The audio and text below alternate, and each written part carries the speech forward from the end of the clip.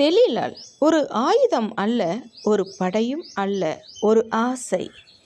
பல நேரங்களில் எதிரி வெளியே இல்லை, உள்ளேதான். வெளியே எதிரி, உள்ளே சலுகை. பெலிஸ்தியர் வெளியே தெலீலா அருகில். போர்க்களத்தில் ஜெயித்தவன் மடியில் தோற்றான்.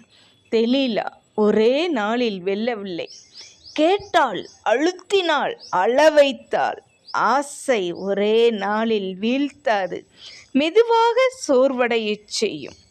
இரகசியத்தை வெளிப்படுத்திய தருணம் அவன் தன் உள்ளம் முழுவதையும் சொல்லிவிட்டான்.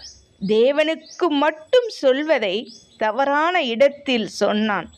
அறியாமல் போன இழப்பு. கர்த்தர் அவனை விட்டு போயிருந்தார் என்பதை அவன் அறியவில்லை. அபிஷேகம் போனதை அறியாதது அவன் மிகப்பெரிய வீழ்ச்சி.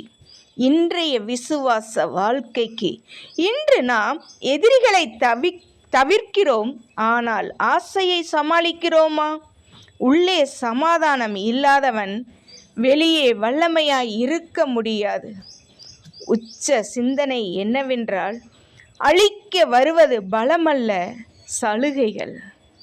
இன்று நாம் அதை கண்டு ஏமாந்து போகிறோமா? சிந்திக்க அழைக்கப்படுகிறோம்.